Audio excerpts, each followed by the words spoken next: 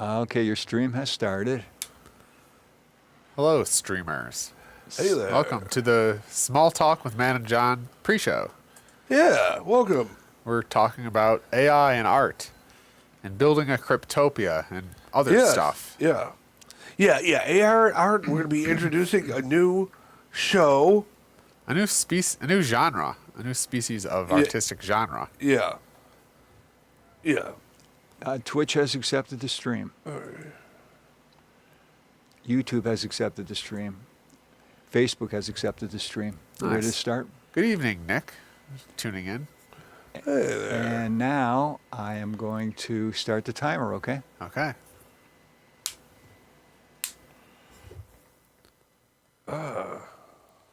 Hello, Think Twice Radio, and welcome to an exciting episode of Small Talk with Matt and John.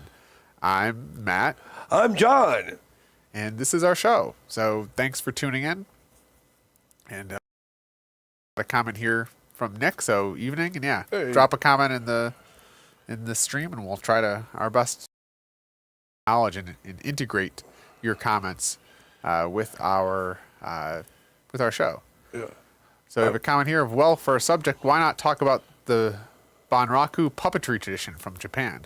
Oh, Interesting. okay. That's I've interesting. done a little bit of studying in I think it's Mujin now, or the actual Japanese art style.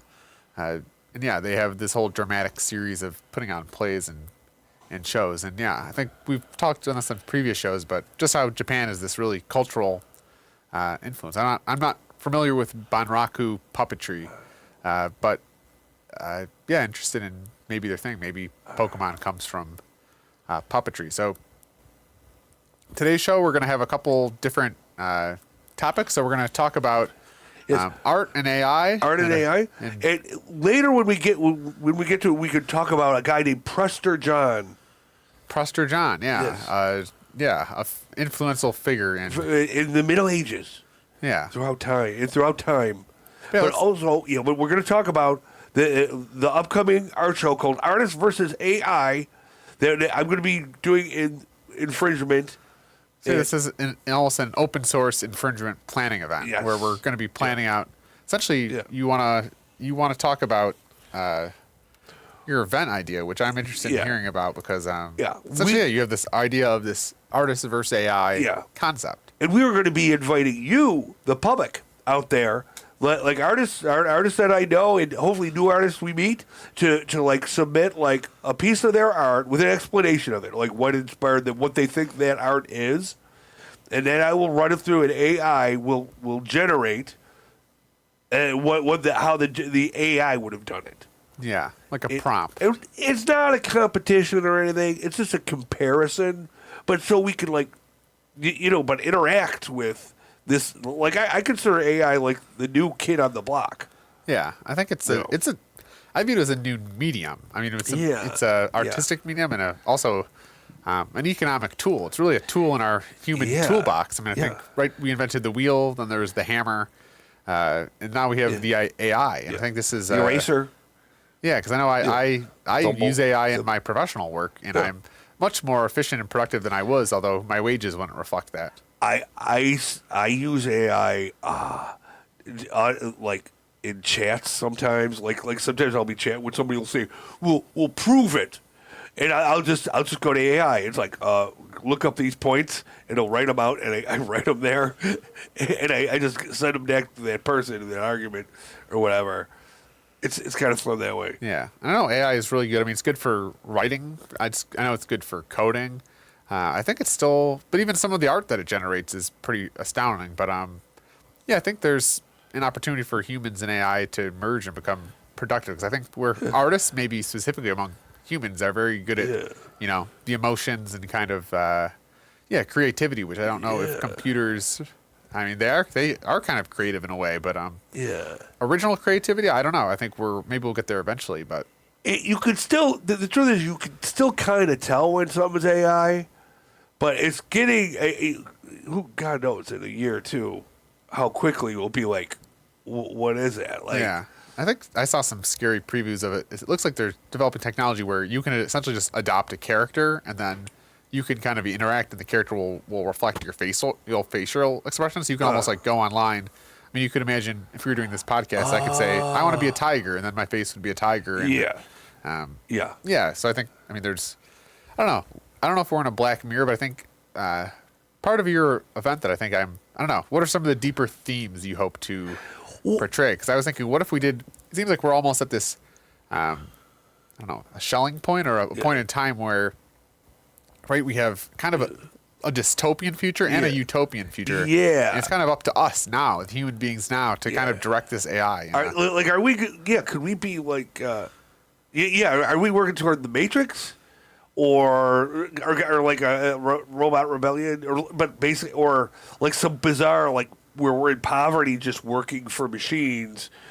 And what could we have a future where everybody has like a robot butler, and that's what I want, to do the chores and stuff. I think the other future that I heard was potentially we could have a future where you actually human beings work for AIs. So instead of human beings directing the AIs, say an AI just has an idea to start a business, the AI could be sending out emails, making phone calls, it could be organizing things, and contracting with human beings to accomplish tasks, which is a very, I think, inverse to kind of what people think might happen. I don't know. It's in this we're in this point of time of, I mean, 30 years from now we'll be able to kind of look back and see this point, but where we are right now in 2025, it's hard to kind of look out and see where this is going. But that's why I'm optimistic. I think we actually have the chance to influence the vector or the direction that it goes in. Yeah, because I remember when I was in college, my teacher, he said, someday this camera is going to be useless. And I was like, I couldn't understand it. Like, and he had an old-fashioned flash film camera, and he said, like, you wait and see, and you'll be able to take all your artwork, and instead of a big portfolio, you can keep it all on a little disc like this. And now we live in that. We live in it. Like basically, camera is right here. Yeah. And I can keep, tens of thousands of images on there. I guess maybe that camera. Maybe that camera in a way is irrelevant, but at the same time, I think just general fundamental concepts like things like exposure, lighting, coloring. I mean, there's certain actual fundamental principles of photography that haven't changed, but the actual technology, like you're saying, actually has. And I don't know. We have a comment here of, sometimes the AI doesn't get art perfectly. And I think that's where I've noticed this for coding, especially the AI won't spit out perfect code, but if you know a general enough, you can kind of use it as a touching point, and you can kind of work collaboratively with the AI. So it's an interesting, idea. And we have another comment from Aunt Marianne. Yeah. I have a problem with AI running our lives without a conscience. And I think that's kind of the greater theme that you're hoping to provoke with this event, or at least I'm thinking of, right? I think we don't want to be controlled by the AI, but is there a utopian future to be built with AI, right? Yeah. Could AI liberate human beings and help us fulfill our creative potential? I would like that. Like, I would like AI to help me clean my house. For me, that's what I need AI for. And I've been thinking, because there's kind of rudimentary ways. I mean, every morning when I don't know, you take something out of your fridge and there's plastic in it, you throw that in the garbage. That's a redundant task of every time. I don't know. Yeah. Or when you crack eggs, I sometimes put it in a compost bucket, but that's a redundant, repetitive task that an AI could do better. And one thing, now that I'm thinking, like, I was going to say creatively, I don't need any help. But actually, I'm thinking now, I did, because I have cartoons in my head, like scripts, cartoons to do. But I don't have time to sit down, but I could like to tell a computer, like, okay, here's a comic. Have this, this, and this happen. Draw this character. Oh, okay. I'm sorry. This is like, okay, Mary, this is the problem. If I get a Roomba to clean my house, what will happen? The Roomba then hits a sock and it stops. Then I have to go get the batteries to put the Roomba, and I have to move the sock out. And it's just, I think wasn't the Jetsons, or there's, kind of folk cartoons where they have this feature where you kind of wake up and your coffee starts brewing, eggs get cracked. A skillet gets going, and you just kind of essentially just merge out of your bed, and everything is already starting to be done for you. I think in Brazil they have a good scene where that happens, but it doesn't work. Like the guy, he wakes up in this future, and like all that stuff like goes horrible, and he's just like more frustrated with the. Brazil kind of deals with that, where like all the technology is just surrounding people and like engulfing them and making their lives worse. Wait, what was it? We have a comment here about art being dubbed in English and instead of Chinese. I think that's very interesting too. We could actually have art that could be shared easily cross culturally. So you can think, for example, right, a great poet could be translated from English to Chinese, and people could understand different poetries. I know, it just is a very interesting time. And I think one of the deeper things I'd like to convey in your event is, and I don't even know if artists versus AI, it's almost artists and AI. Because I think there could be a confrontational, but I think the really great influential artists of our generation will view AI as a tool really to tell a story, to express emotions. I think, right, anybody can put a prompt into a computer and tell an AI, generate a picture of a cat eating a stick of bacon on a beach. And then an AI can do that. But how could artists use AI to help tell a story? And how, like you're saying, you don't have time to sit there and lay out, I don't know, maybe comic strips, but you might have an idea for a story. And I think really the influential artists of our generation will view AI as just a tool in their toolbox, not really something to replace the artist. Because I feel like on the spectrum of jobs that are going to be automated in the next generation, artists are probably the last group that will be automated because it's very difficult to kind of automate creativity. Yeah, it's so we don't know where that will go, and also will AI art, will that spur a need for naturally made art? Will people be like, no, I want naturally made. I'm going to pay more. Like if you can do stuff like a computer can't, like will that inspire us to be like, okay, we can do something no computer could ever do? Yeah, you know. I think societally, one of the things I worry about is just that AI is really, because it takes in all information available and kind of spits something out. We're losing craftsmen. So, AI could ingest all the information about plumbing on the internet in all the tutorials, but the actual master plumber that's had years and decades and learned from was an apprentice under a great master and has actual hands-on experience, that kind of knowledge is going away. So I fear societally, the actual kind of craftsmen are just going away. Yeah. That's that's something. That's a sad thing, craftsmen, like we've lost a lot of craftsmanship and like I have a 1977 Dodge van and it needed a new transmission, and you can't really just like take it to the local corner because a lot of the mechanics now, they just plug your machine or your car into a machine and the machine tells you it's wrong. So actually, and then my mechanic actually ended up running himself over and he died. But there's no, that's sad. There's no more mechanics coming up the pipeline that know how to actually fix cars. They know how to plug it into a machine and the machine tells them what's wrong. He ran over himself. Yeah, I don't know how exactly that happened, but apparently, he just ran himself over, and now I don't have my mechanic anymore. So I feel sad about that. Rest in peace, JR. Well, He's okay, well maybe we should talk about another sad thing that recently happened. Those two great guys from the art scene. Yeah, so I think Mickey and Jordan. I don't know his last name, but we had the just very tragic murder of there's two really influential artists. And I know I didn't know them personally, but I knew of them. I knew them kind of. I think I met the one guy once, and like this summer actually, I would have like tried to work with him.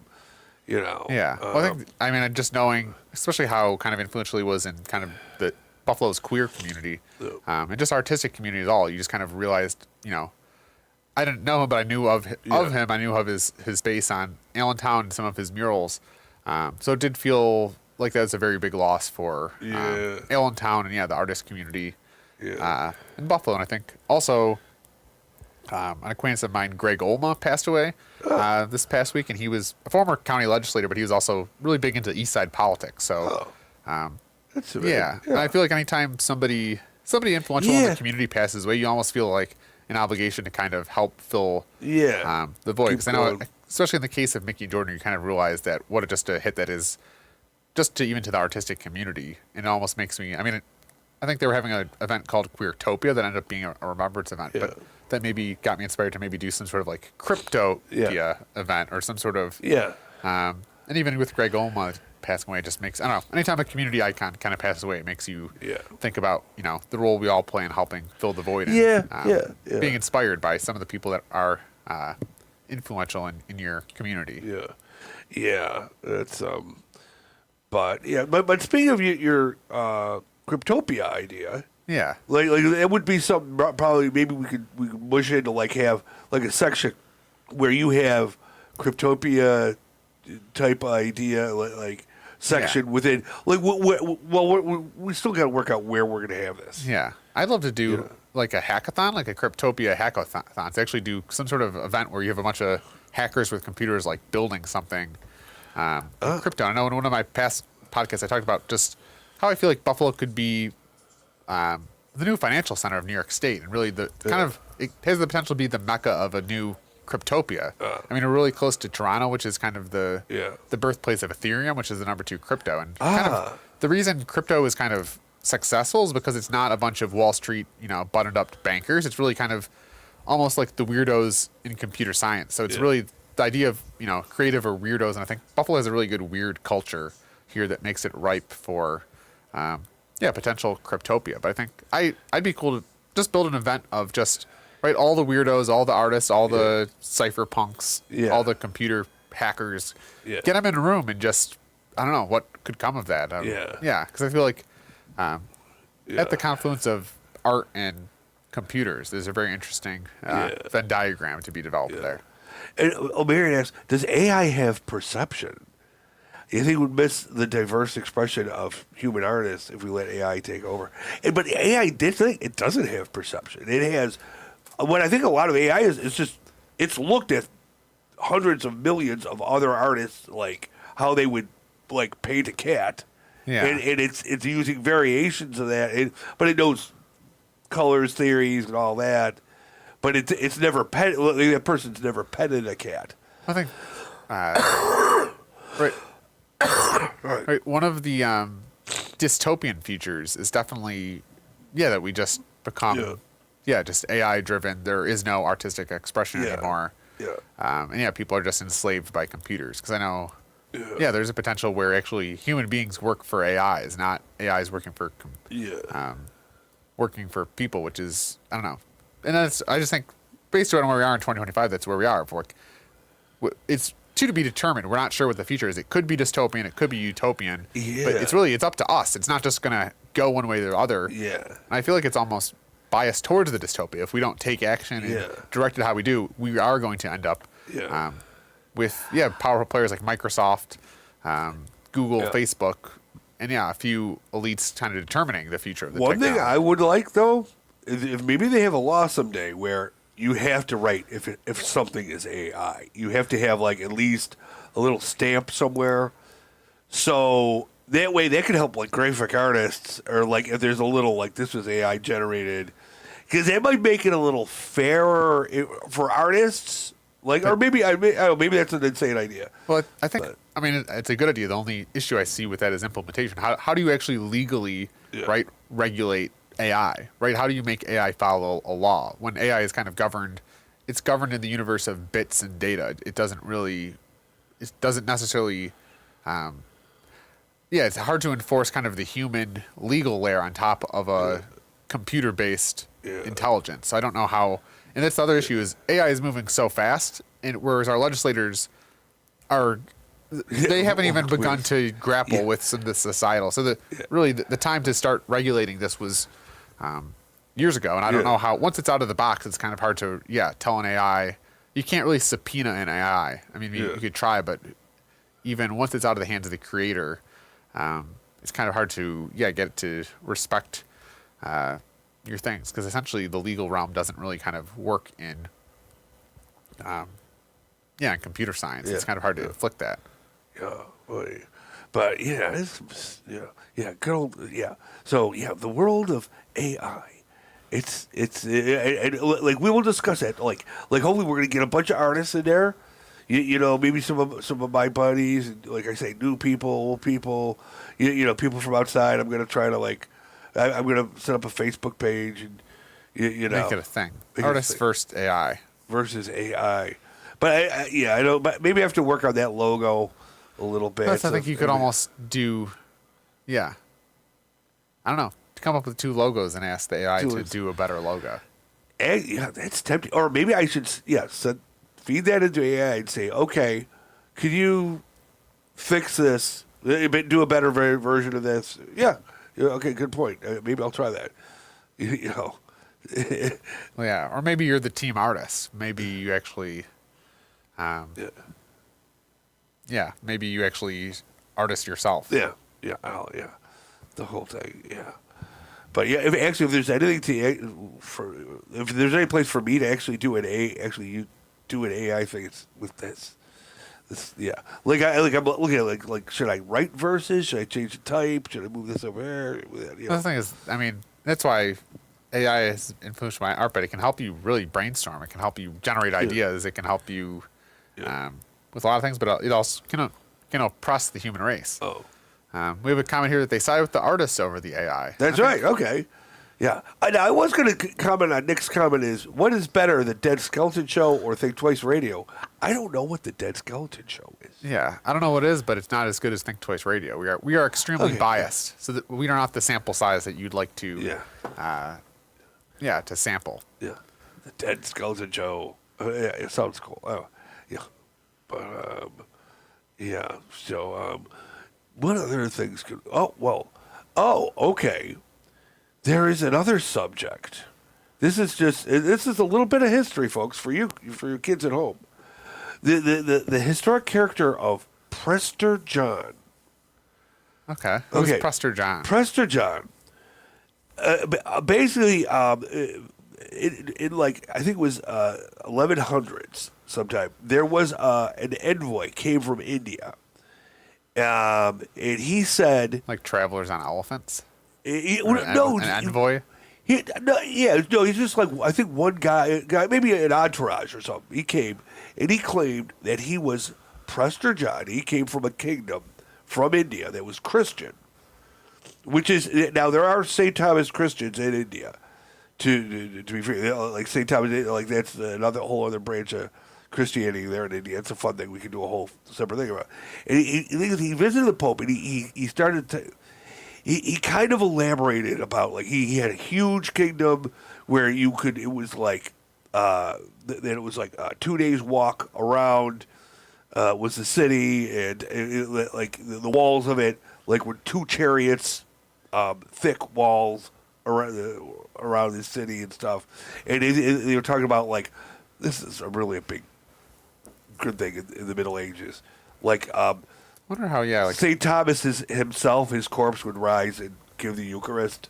I feel like lots of folk legends could be started in 1100 because there was no way to verify things. It just kind of was all these rumors that would get started, and then whatever rumor was the most powerful would be the one that would be popular. But what did Preston John do? What was? But this is that guy kind of disappeared. But people, but in the imagination of people in the Middle Ages, they kept talking about this Prester John and how great he was. There's this Christian king, like out in Asia somewhere. And they really didn't know the shape of the world at all. That he was out in Asia, of vast power. He was a priest king. He wasn't just a king. He was a priest king, and he was powerful. And he could come and maybe. Then when they started interacting with the Muslims, then that became a big thing. And there was a rumor that there was a great battle, and Prester John had defeated, an entire army of Muslims. And what culminated is eventually a letter was sent to the Pope. He said, "I am Prester John," and this is the guy, and he goes on about, and he's really kind of talking about how great he was. And, like, basically he had 50 wives, and he lived in a kingdom where basically all the D&D stuff, not all, but most of the D&D monsters lived in there. There were griffins, there were satyrs, there were nymphs, there were dragons. Also, dragons you could train, which is like Game of Thrones. There were fun things called Astormi, which were men with no mouths, but who lived by smelling. Our friends, the Cyclopods, which were just an entire race with just one leg, and an arm. Kind of annoying. The Cenophiles, no, Ceneocephali, these are dog-headed men. And the ones I hate the most, the Bleebs, which were guys with no heads, but the head was on their face. Their head was on their chest. So that was fun. They was all living in this kingdom, and they had and they had like pigs the size of oxen and ants the size of dogs, which with lobster claws, which I'd love to eat. By the way, they were all living in this kingdom. What were these characters? They're just characters in a kingdom.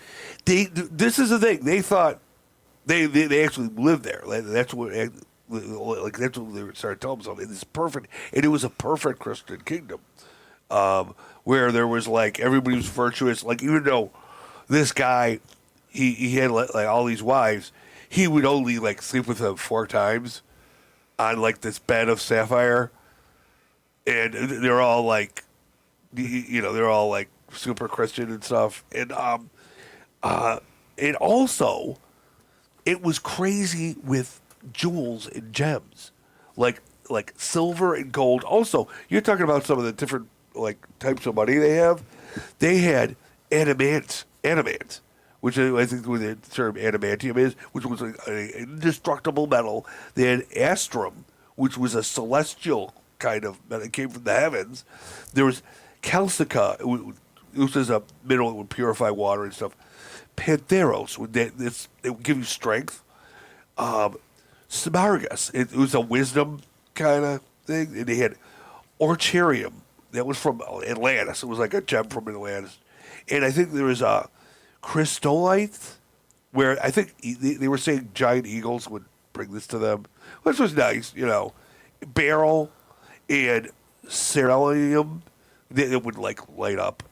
And So what was this? Okay, so they had fake. I mean, was this a rumor? Did people go exploring the world? What's kind of the? This was the thing. So as they set out, like they'd send out emissaries to like say China, and also these guys lived to be like 500 years old. So the emissaries would go to China. They're like, "Could you show us where Prester John is?"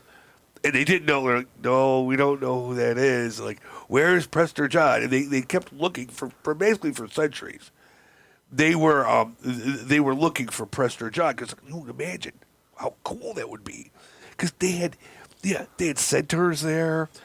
Another thing they had there, they had Amazons, and this was a cool thing. The Amazon warriors would go out and fight, and their husbands would follow them in battle, so they could admire them and admire them as they fought. And is this myth? Okay, this is a collection of stories throughout time. Like a lot of the things come from the one letter where he describes a kingdom, where there was like a great lake with a church with 12 different churches, where like there was a church for each apostle guy. And I feel like history, right? We remember the successful adventurers and explorers, but how many explorers and adventurers just spent their entire lives in existence just chasing things that didn't exist? Their entire life was just one big waste of. I know in Florida that was Vasco da Gama. He wasted a lot of time looking for the Fountain of Youth, but also too there was a Fountain of Youth in his kingdom. Also, in his kingdom, there's also where Adam and Eve like had their little paradise or whatever. But there was a Fountain of Youth there too, so people did want to find. I know they said for a while they thought the Ethiopians were it makes you think, John. What right? If human beings have over the course of time and history chased false idols, if you will, what false idols are human beings currently chasing, or what are the current myths we're exploring or pursuing that aren't real at all? I would compare, like, a lot of this was their wish casting too. This is like we saw this in QAnon. And a lot of the QAnon is obviously people projecting like people basically projecting that Donald Trump was this secret character fighting the evil, and of course the Democrats were the most evil things you can think of, like satanical and whatever. And that's very much a made up world where like, and also like when we project, like, also when we think of like outer space people, there's religions where they think there's nice outer space people who they just love us. And I think Graham Hancock, he wrote some books of how some of the ancient cultures actually all have, ancient cultures from different geographies have depictions of these space people that came to Earth to give knowledge. And so it's, I don't know, you wonder, right? I think, and even the QAnon, right? There are actual certain elements that are truth there, right? If you think, right, you could, if you. But with QAnon, it's mostly a lot of boomers, because it started as like, basically, this guy who said, tomorrow Hillary's going to be thrown in jail. Just wait around. I'm Q. Wait around and it will happen. And it never happened. And it was just him. It was like wishful thinking. And like, yeah, maybe some of it is like. That's the thing. It's obviously false, but there's also some elements, some kernels or grains of truth into this larger thing. Because I think the problem with modern society is, especially politically, it's everything's 0-1, everything's good, bad, right, wrong, where really reality is much more complex than that. Because even the QAnon, right, there's some of the things around like the Jeffrey Epstein and how he was, so it's like that never really came to fruition of how is actually some of the corruption embedded in our political system. Because I know it's funny. He said he was going to release all the stuff, but he didn't. And like his name is like all over. Like they were friends for years. Yeah, we're still waiting for the JFK file, the JFK files, which I don't understand why those haven't been released. Unless it points to some deeper, darker. I heard those were released. The JF, I think some JFK files, but we all want to know how is the FBI involved? And we have a comment here. Religion usually begins as myth. But I think, part of the human experience too, I think, has been historically telling stories. So I think a lot of myths. I don't even know Grand Hancock. He talks about the actual flooding myth could actually be we think of this great or Noah's Ark, right? It's this myth, but maybe it's a myth that actually points to some maybe an area did flood, Yeah. Well, actually, I think the record shows that about 12,000 years ago, right, there was some mass flooding event. So it's almost like, do people, right, and human beings, the way we used to transmit knowledge, right now we have the internet where everything's just uploaded into the cloud, but the way people used to transmit knowledge in the past was, right, it was by telling stories. So it was, stories, and the stories had to be modified so that people could remember them because you need to remember them. So, and that's where interesting, like myth and reality are kind of this gray area. There's, there's certain truth in myth and there's certain falsehoods. But ultimately it's come down to a story and people need a compelling story.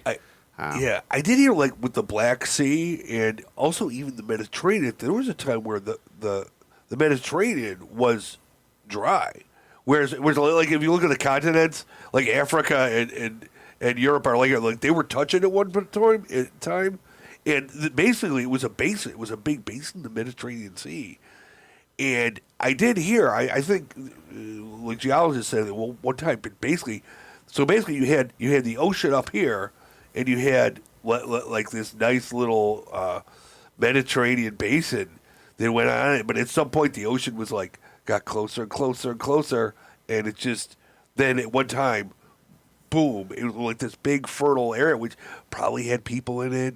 Yeah. All sorts of fantastic, cool stuff in there. I know one of the, conspiracies are one of the fringe groups I know that is online is the idea of that the Earth is going to go through some sort of flipping of the poles, which is sounds ridiculous, but actually throughout history, the poles, right, the North Pole and South Pole the magnetic poles have actually flipped on Earth.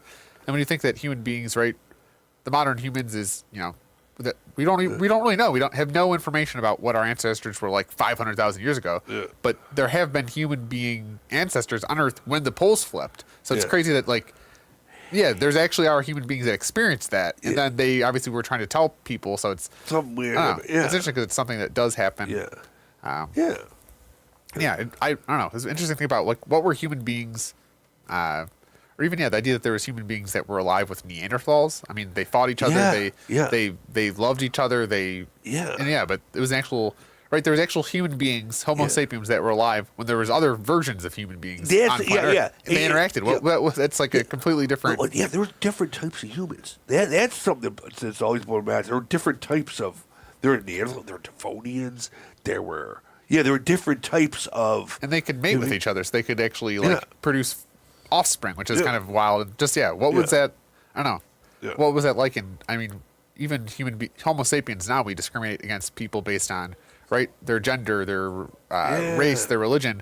But what was the discrimination like against actual different species of human beings? I guess we'll never. It would be nice if we get like a cave art of them interacting, or some kind of photograph of like, oh, this was a family that they were, or they were fighting over something, or they were trading. But that's what I think is crazy. Is these things did happen, right? Human beings did meet Neanderthals. That Yeah. was an actual thing that literally did happen, but we literally have no evidence. We have no. Yeah. We have only one cave painting in France and some buried bones, and that's now we're here. Here we are, Yeah. hundreds of thousands of years later, trying to piece together what happened. But it's fun to know. Like, did they fight?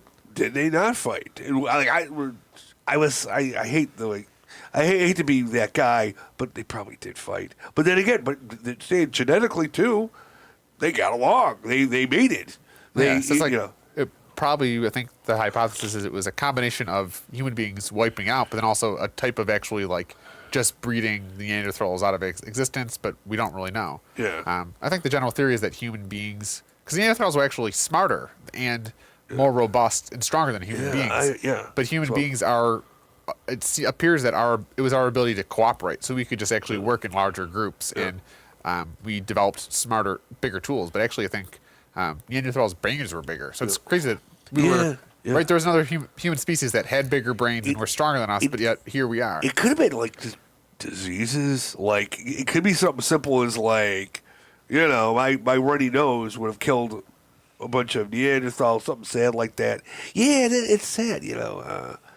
Yeah, it says it may be possible to find evidence of aggression between the species. That's where I think it's interesting if we just don't really know. I mean, we can find flint arrows and Neanderthal bones and put together pieces, but that's why I think if we could invent time machines, how cool that would be to actually go back and actually observe what they were doing. 300,000 years, or we know so little about human beings 300,000 years ago, and I think the modern human, if you actually go back really far in time, they were literally exactly the same as us here. Yeah. They just had a different environment. So it's crazy because you could actually converse with somebody that old ago. And just you think about how the human experience is just changing. Then coming back to our AI event, how the future of humanity, how different, even 7 generations from now, how different their experience will be on Earth versus today. And that's just a century away. Yeah.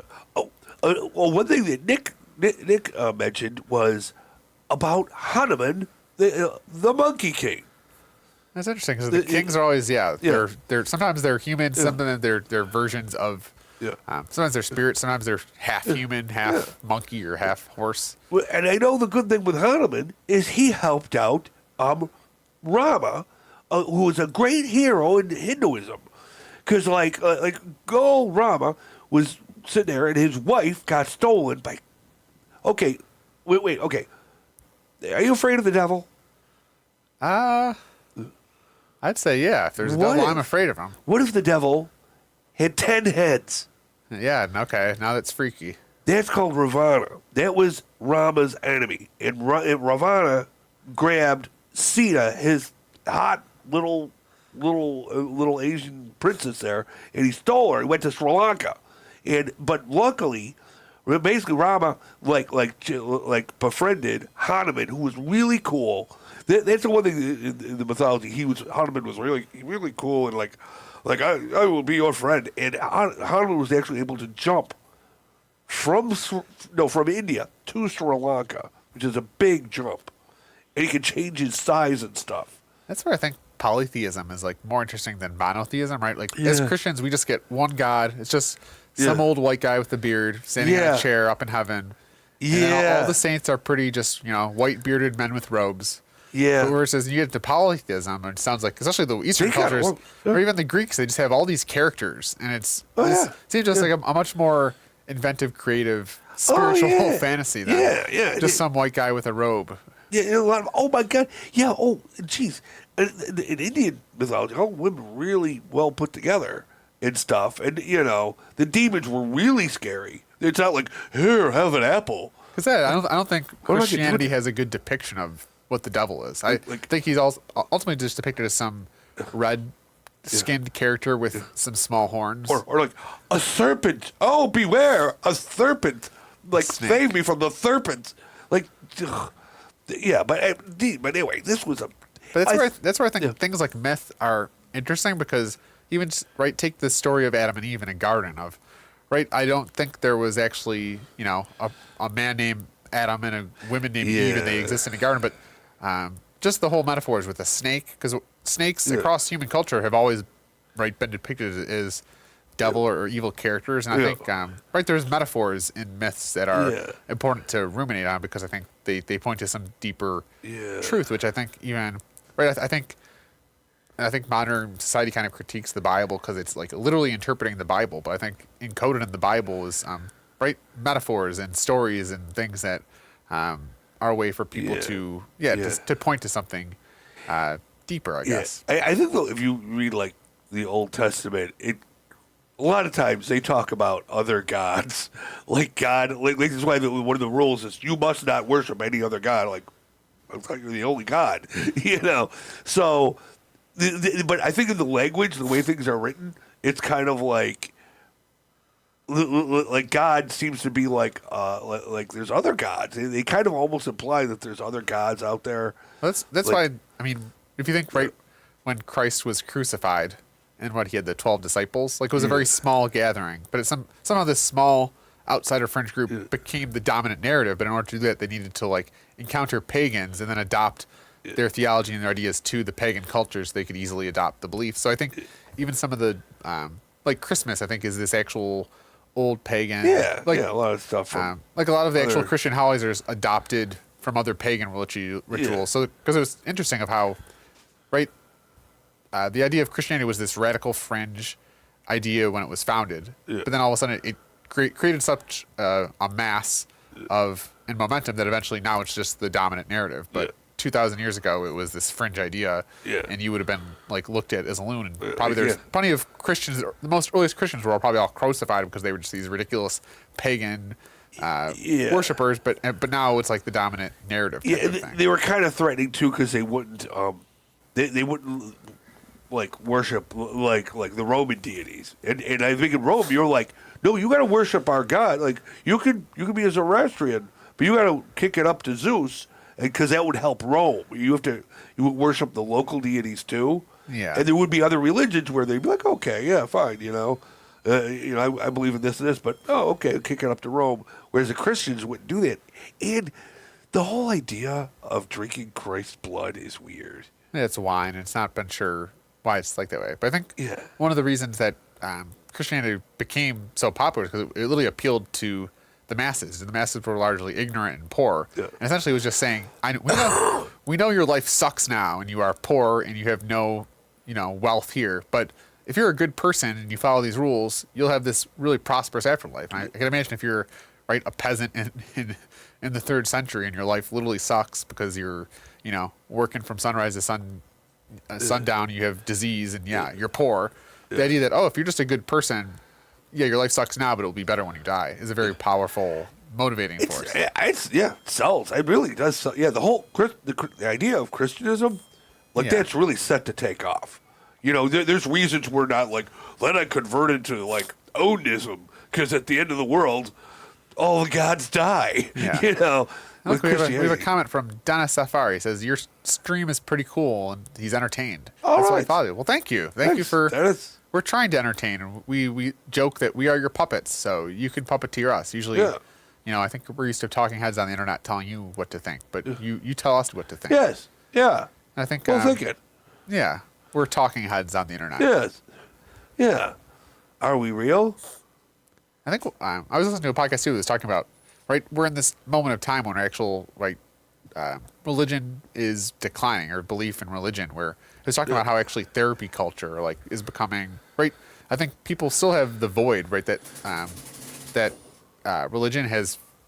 I don't even know if the void is the right answer, but I think religion has played an important role in filling some human need to feel connected to something bigger than yourself, and also even I think church, just the idea of getting together on Sunday, and it formed a group of communities. I think the modern human since we are becoming more kind of agnostic and more or less religious, people are finding right, there's still that need, that desire to believe in something, and there's cultures or ideas, whether it's therapy culture, whether it's I just think humans are grasping and trying to fill the void that used to be filled with religion, with other stuff, with it just internet culture. And I think we're still in this moment in time, but we don't know what that would look like. I think Nietzsche had that quote of the death of God, right? There's some quote from Nietzsche where he talked about it, but right, this has been a couple 100 years things of actually Western civilization has been on this trend towards turning away from kind of our Christian roots, and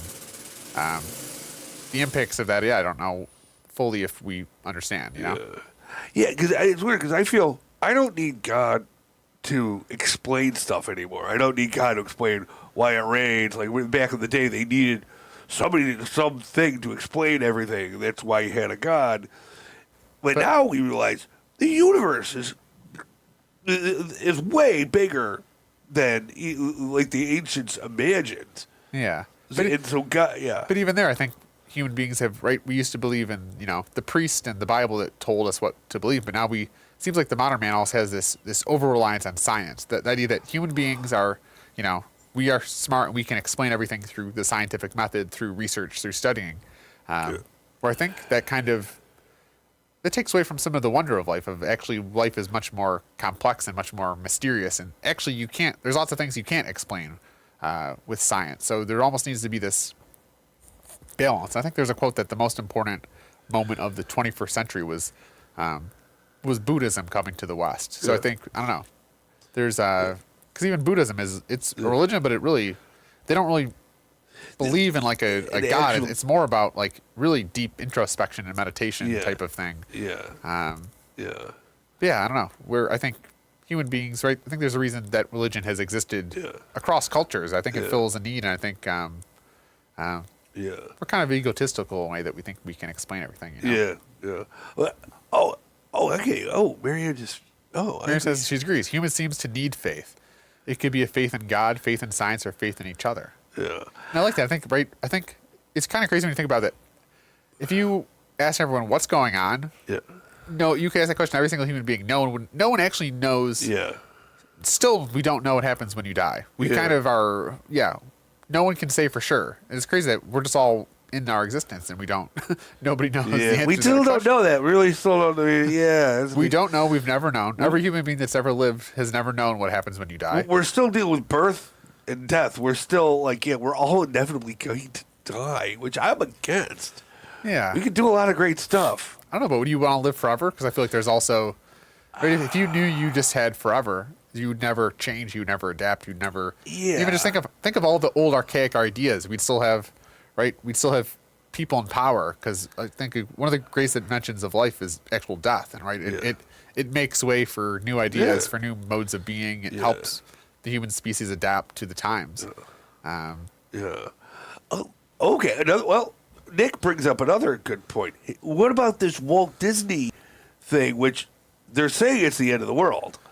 Who, Disney is saying? Well, this is weird because they're starting to astroturf a lot of like new movies that come out if they're not like the traditional 50s movies. They say they're woke and DEI, and I guess the new Walt Disney movie, like I just seen all the press on it. It's like, I guess the woman's kind of annoying. I don't think she's that annoying. It doesn't bother me. So to me, like there's a whole like they're going after the Disney company and its new stupid movies, and calling them woke and everything. Right, they've been I think it's just a large critique of the entertainment industry. Of no one seems to have original ideas anymore. It's all remakes of different old Disney movies, and you wonder how much of that is profit generated, because how much of that is actual lack of creative ideas. And for some reason, they do it the way they think people now would like it to be. Yeah. And they don't seem to like it like that, Like they take this audience feedback. Like a focus group. I think they're going to want to see, her be like this, the Snow White be like this, and not be like that. That's why I think it's interesting, because you can't really manage art, right? You can't form an organization to create art.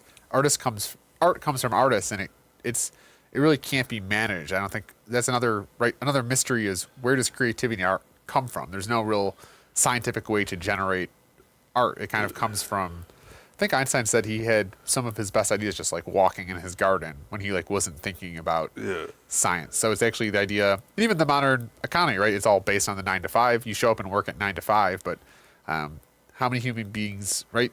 What if Einstein could only think about, right? If he was, forced to do science from 9 to 5, I don't know if he would have had as creative, ideas in science or in art, right? Even like the church, they hired Michelangelo. They like hired him to do the painting. They didn't necessarily like spec out what he had to draw and tell him what to do. They kind of just left it up to the artist. Yeah. Oh.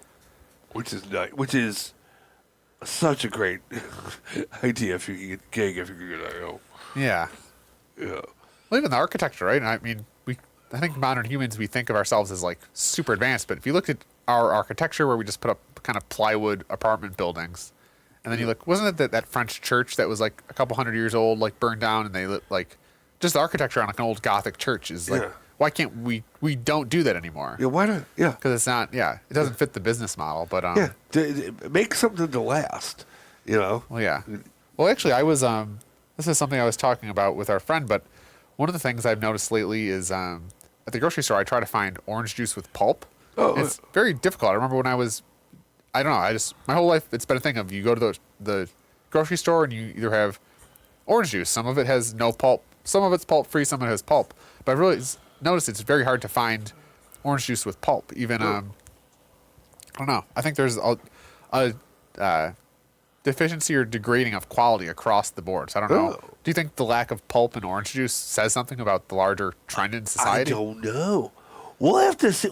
I wonder what it'll be like in a couple of years. Like pulp is, I don't know if pulp is good or bad. I think they actually say that pulp is good for you. Yeah. But it just seems like whenever I go to the grocery store, it's always everything's pulp free, which makes me wonder, right? What happens to the pulp? Is it going to some other process? I think a lot of the industrial system, what it did is essentially, right? We had a lot of archaic industrial processes that generate waste. Essentially, what our industrial system did is said, okay, this is waste. Industrial waste, how can we repurpose it into something? They probably could do something with it. Yeah, you figure if it's vitamin C, citrus, maybe they could mush it into something. And I think, right, we live on the richest, most prosperous country, and even just not just orange juice, but a lot of our food is just processed crap that's industrially made. So even the idea of, right, a couple hundred years ago, most of humanity was just farmers, and now nobody farms. We just kind of we've outsourced that to machines, but yet the quality of our food has gone down. And our society is very sick in many ways. Yeah. Sigh. But we'll see. I wonder what it'll be like in a few years. Yeah, kind of like that's where I think your AI event is. I feel I'm starting to get more passionate about it. I don't think dystopia is inevitable, but I also don't think utopia is inevitable. It's kind of up to people now to really direct the ship in the direction we'd like to see. Yeah. I would like. It would be great if we could have Star Trek communism. Would be great. I don't think that'll ever happen. What would that look like in practice? Yeah, that's the thing. What would it? It just seems. It's just a plot where you say that works. What is in practice? That's the problem. What is Star Trek communism? What is that? Like in the Star Trek world, it's like there's no money. They're just back in that century there was money. Isn't that like the Karl Marx idea of to each their own, to each their needs? So essentially, everybody contributes what they can and then takes what they need, type of thing. Yeah. Which it just if that could it just never works. So I think that's part of the utopian idea with AI is it could actually liberate human beings by all. Think of all. But what if? Think of all the rudimentary tests that you're forced to do as a human. For example, paying your bills, doing your chores. What if a robot could take all that mundane work out of the picture? Yeah. You were provided for, and you just had your whole day to pursue your own passions. Everybody gets a robot. And also you can have your robot. Okay, robot, go to my job and make money for me. Yeah. And then... what if... I mean, think of a world where all human beings had, right? They had housing. They had quality food. They were all clothed. They had everything they're taking care of. And I don't know if human beings could just pursue their vocation, what would society look like? But also, that's a very romantic view of society. Would people, right? I think some of the best artists and creators aren't super wealthy people that have everything. It's the people that are struggling, poor. So almost human beings, we need a little bit of conflict and struggle and toughness. Yeah. Because I do think a critique of the left and kind of the liberal point of view is that there is some utopia, and if the government just took care of everybody and gave everybody society to be better, and it sounds good in practice, but I don't know. It's never really been implemented because I don't know. I feel like people need a little bit of struggle. They need a little bit of actually. You know, I know we're all kind of equal under the law, but in a lot of ways, we're not really equal. Everyone's uniquely different and has unique skills and gifts, but also unique, I don't know, constraints or something. So, Star Trek communism. It must be better than our current version of democracy. Yeah, it's well, we're in this weird. Like I was just telling the one guy, one Arab buddy today. Or not Arab, he's a guy from Bangladesh. I'm like, this isn't normal. This is not normal. But then when I was driving home, I was thinking, wait a minute, though. We've been screwed up before. We've done a lot of screwed up things as a country. We've had, like, the Jim Crow era. We've had internment camps for Japanese. We've had slavery. So we've had screwed up. We've had the Black Death. Yeah. There's not many, I feel like that's a...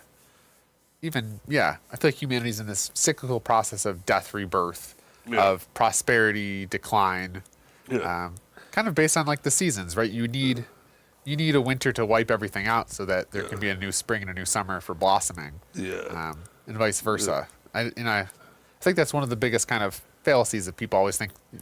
Progress is a linear upward trajectory. Where actually, even right when they burnt that Library of Alexandria, like that, I think about that too. Of how much farther along would we be if they just didn't burn all of that ancient knowledge that was in that library? Oh, they're saying that there's certain, like mathematics, not just that. There's other parts of history too that they got lost. There's this mathematical equation that got lost that they found.